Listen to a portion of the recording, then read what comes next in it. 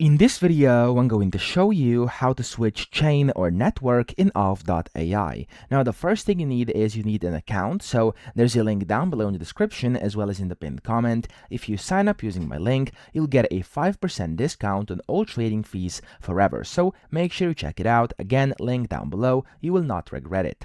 So once you are on here, to actually switch the chain, whenever you're connected into your Telegram account and you have your account set up, you can then just go ahead and click on whatever it says up here to the very left of this Telegram logo, so in between the search box in your wallet.